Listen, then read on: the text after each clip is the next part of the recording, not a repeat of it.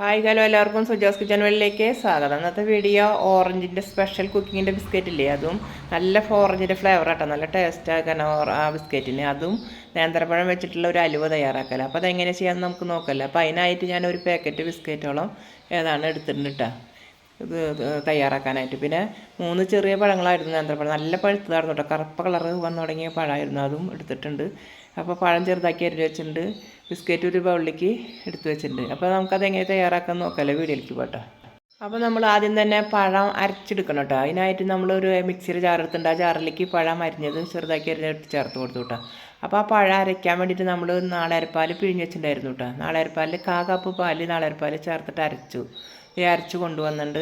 അത് മാറ്റി വയ്ക്കുക. ഇനി നമുക്ക് ഒരു പാൻ ചൂടാൻ വെച്ചിട്ടുണ്ട്. അതിൽ എണ്ണ ഒഴിച്ച് ചൂടായിട്ടുണ്ട്. അപ്പോൾ നമ്മുടെ ഈ ഓറഞ്ചിൻ്റെ ബിസ്ക്കറ്റുകളുണ്ടല്ലോ, അത് അതിലേക്ക് നമുക്ക് എണ്ണ ചൂടായപ്പോൾ ഇട്ട് കൊടുക്കുക കേട്ടോ. അപ്പോൾ ഒന്ന് റോസ്റ്റായി കിട്ടണം, നമ്മൾക്കൊന്ന് ഇട്ട് കൊടുക്കുക അത് എല്ലാതും.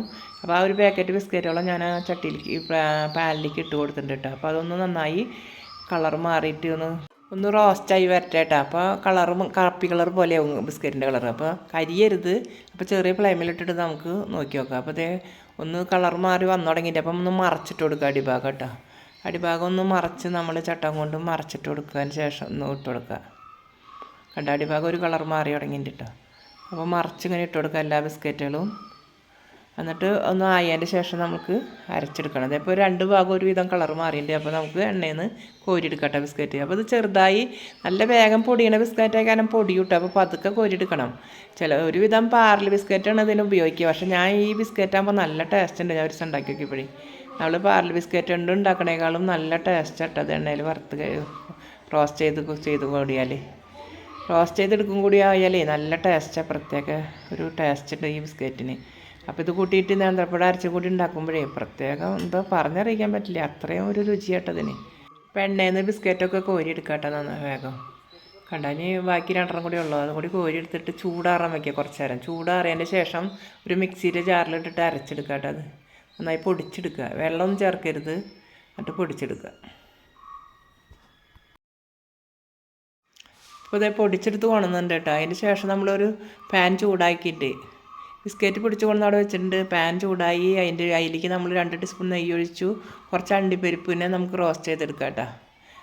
അപ്പോൾ ഒന്ന് റോസ്റ്റ് ചെയ്ത് അധികം കളർ മാറാൻ നിൽക്കണ്ട. അപ്പോൾ നമുക്ക് വേഗം കോരി മാറ്റാം, ചെറിയൊരു കളർ മാറിയാൽ മതി.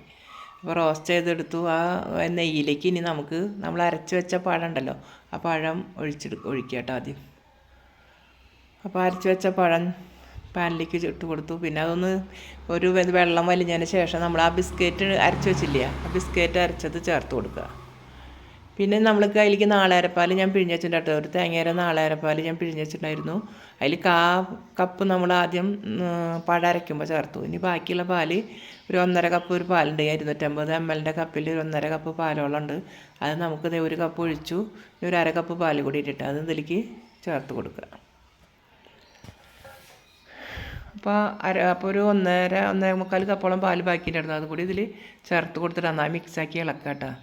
അപ്പോൾ നന്നായി പഴവും ബിസ്ക്കറ്റൊക്കെ ഒന്ന് യോജിച്ച് നന്നായി കിട്ടിയിട്ടുണ്ട്. ഇനി അതിലേക്ക് നമ്മൾ ഏലക്കായ പൊടിച്ചത് ചേർത്ത് കൊടുത്തു. എന്നിട്ട് നന്നായി ഒന്ന് മിക്സാക്കി ഇളക്കുക. ഇനി അതിലേക്ക് കുറച്ച് അണ്ടിപ്പരിപ്പ് ഇടയിൽ മിക്സാവായിട്ട് ചേർത്ത് കൊടുത്തു. ഒരു 1/2 കപ്പ് പഞ്ചസാര ചേർത്തു കേട്ടോ മധുരത്തിന്. അപ്പോൾ എല്ലാം കൂടി മിക്സാക്കി ഇളക്കി ഒന്ന് യോജിച്ച് ഒന്ന് വെള്ളം വലിഞ്ഞിങ്ങനെ അതിൻ്റെ വെള്ളം ഇങ്ങനെ വലിഞ്ഞ് വരുന്നുണ്ട്. വലിയും തോറും കളർ മാറി വരുന്നുണ്ട്. അപ്പോൾ നന്നായി ഇളക്കി കൊടുക്കുക കണ്ട. അങ്ങനെ ഇളക്കി അപ്പോൾ ഒരു ടീസ്പൂൺ നെയ്യ് കൂടിയും ചേർത്ത് കൊടുക്കുക കേട്ടോ. അപ്പോൾ അടിയിൽ നിന്നൊക്കെ പിടിച്ച് കിട്ടണമൊക്കെ വിട്ട് കിട്ടും. നന്നായി ഇങ്ങനെ ഇളക്കി കൊടുക്കുക. നല്ല ടേസ്റ്റ്, ഈ പല ഇതൊക്കെ ടേസ്റ്റായിട്ട് അതിന് കഴിക്കാനായിട്ട് നമ്മൾ ഉണ്ടാക്കി കഴിച്ചാൽ അതിൻ്റെ ഇത് അറിയുള്ളൂ.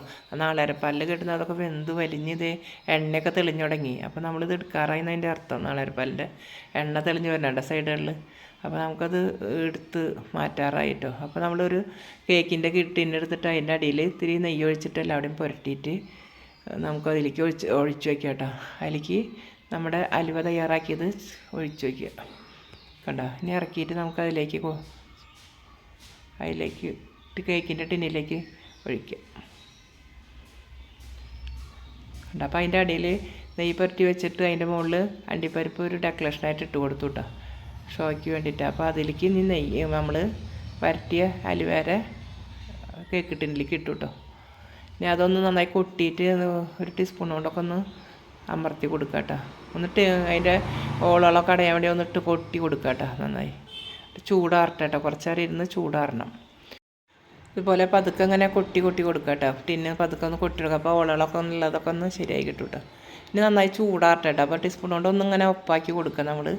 എന്നിട്ട് നന്നായി ചൂടാറാൻ വെക്കുക കേട്ടോ കുറച്ച് നേരം. അപ്പോൾ അതായത് കുറച്ച് ഒരു അരമണിക്കൂർ ഇന്നപ്പോൾ ചൂടാറിയിട്ടുണ്ട്.